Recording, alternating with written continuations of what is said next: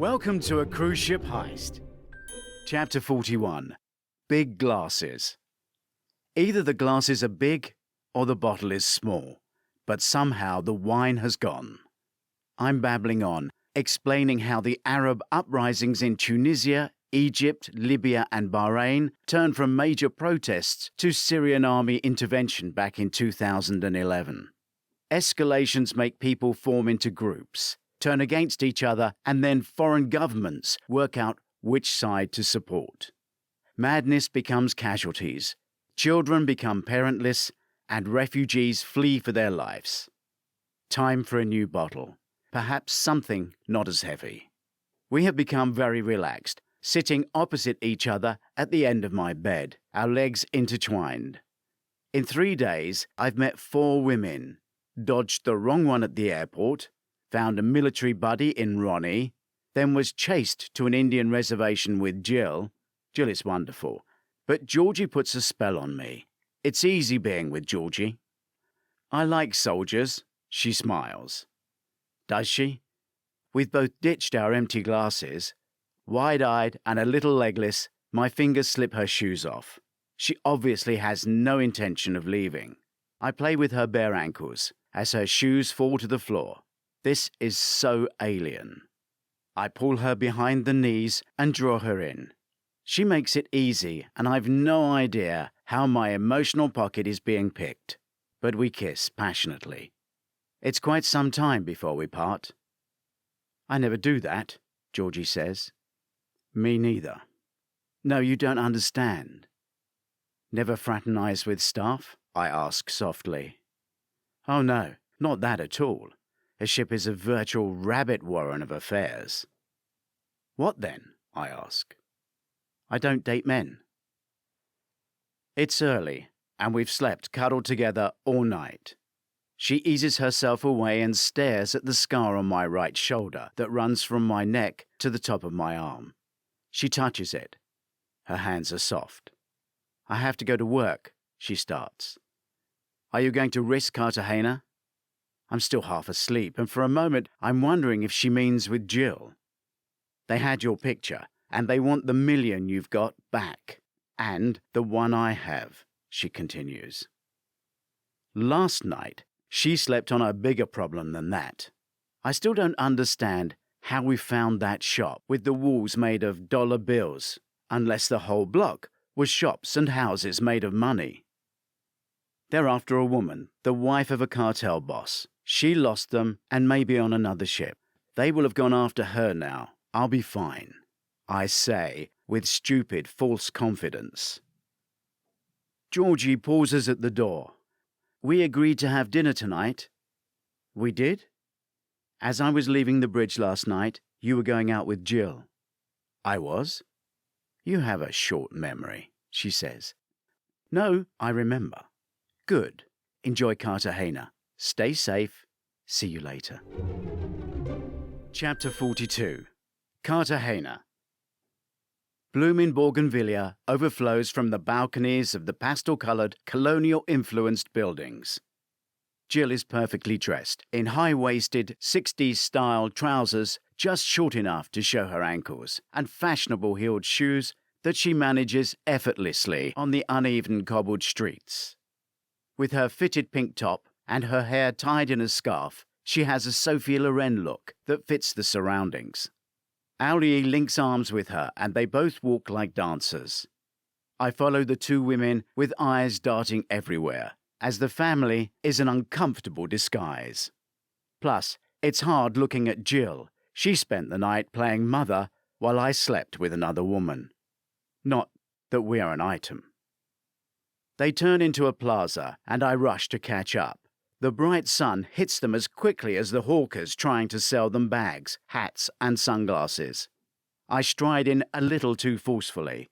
After a year of sessions, my therapist admitted I was the most frightening person he had ever dealt with. Pickpockets, I explain, as the girls look at me as if I've committed a crime. Surround, confuse, steal. We walk towards an alfresco bar with a view of the bright yellow walls and the towering domes of the St. Catherine of Alexandra Cathedral. A table is offered. and Jill discusses the wine before sitting, which allows me to take a seat with my back to the wall so I can ensure we're not being followed. We've come to the very home of the people who have been chasing me, and I'm hiding in plain sight. Rosé wine is poured. Again, a perfect choice. I would love to see the cathedral, Aulie says. Sure, I say, looking at Jill, who agrees. And what would you like to do, Jill? I'd like to take a tour in a horse-drawn carriage. Aulie is fixated on the cathedral. I haven't been to church in a long, long while. What was your church like? Jill asks. I learnt to sing there. It was Greek Orthodox, the Eastern Church of Antioch. I used to fear the black robes, dark, strict. Then the trouble split our town into religious factions, fighting each other, family against family, friends against friends. When my parents were murdered, I left. There were a few of us with no reason to stay. When we got to Aleppo, we went into a church for help. We were all split up and they found me a family who gave me a room, but they made me work hard. I felt like a slave. So ran. I left for good. Cathedral, then carriage tour around the old town. Let's do it. We may never come back. I'm not coming back. I stand and search my pockets to pay the bill the waiter is holding, but realize all I have in my pocket is a roll of $100 bills. I try to separate one, but Jill sees my problem. I have pesos, Jill says. Chapter 43. In Plain Sight. Like so many historic cities, Cartagena de Ingles is built around a perfect harbour. The place where ships sought haven from the weather soon became a trading port, which still exists for fruit, nuts, coffee, bananas, and now drugs. We all stand looking back at the cathedral. The 18th century gilded altar with hand-carved sculptures was a show of wealth that held no comparison to the dark, oppressive churches Aulie described. Church would have been one of the first things they built, I offer. Why? Aulie asks. The start of a new power, a new era, imposing a new belief system. It said inside, this building was started in 1577, replacing a place of worship made of reeds and straw. This would have been a way to control the tens of thousands of slaves imported, who they used to build this city. I say, giving their bloodshed the moment of respect it deserves. With that sobering thought, I lead them away. We walk amongst the other tourists, down to San Pedro Clava Plaza, and then along the government buildings. Jill wants the carriage ride, and I can't let her pay again. I need to go into the bank. I can't flash large American notes to the locals, but equally, the bank may be connected to the drug cartel. It might be a huge risk. I pause by the large security guard. That's the Banco de España, senor, back in 1908, he says proudly, showing me the picture on the wall. I show the guard the $100 note. Will they change a big bill to local? That's a small note, sir. Europeans carry 500s. The Americans need to catch up. Even at the counter, it appears amazingly easy, so I push my luck. Could I send money to a Syrian bank from here? Cash? I ask the teller. We can send anywhere. We just don't guarantee it arrives. The teller smiles, counting out my pesos. Chapter 44. Cash Risk. Plaza de los Coches is a large square of 4- and 5-story colonial buildings, hotels and offices. The carriages wait by the bearded statue of Cartagena's founding father, Don Pedro de Heredia. The girls climb in as I negotiate. You let us get on and off, no rushing, then I will pay you the same again when we stop. It is a healthy deal for the driver, but just play money for me. As the carriage pulls away, Jill is consumed by the sights, and I lean over and whisper to Aulie. Can you get the bank details of your relatives, so we can send them some money for food and medicine? I will ask them to find a money office, maybe in Damascus, Aulie says, texting the other side of the world.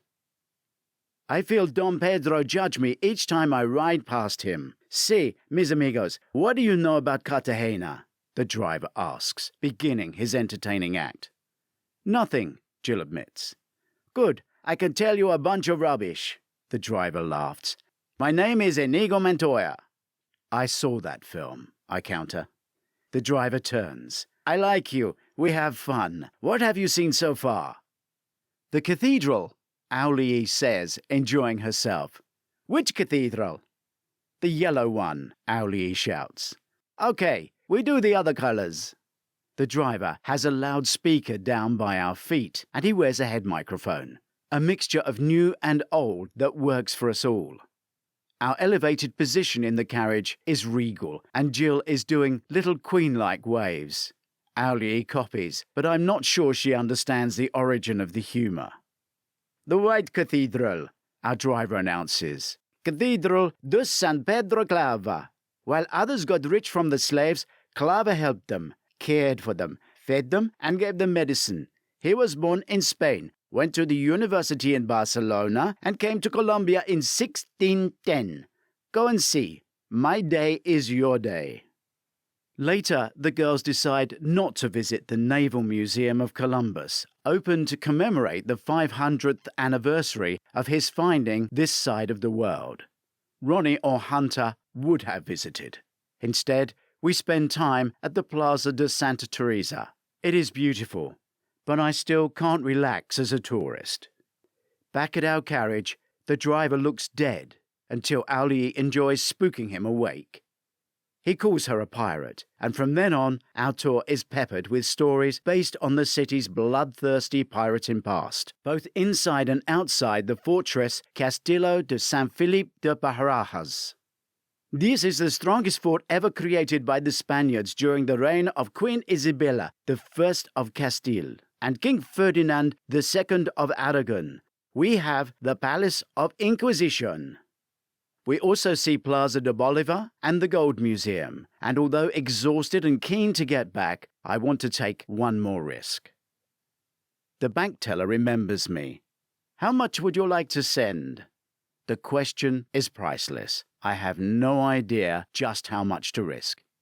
Is there a limit? No, senor, just the fee. $5,000. I pay any fees separately. I count out the money just under the counter ledge, then offer it with the details on the screen of my smartphone. She signs, I sign. I just need your passport. Damn. Do I withdraw, causing suspicion, or allow my details to be left here? As I follow Jill up the gangway, I feel safe again. I can enjoy a glass or two with Georgie, as promised. Jill turns back before we reach security. Why don't we have dinner tonight? All three of us.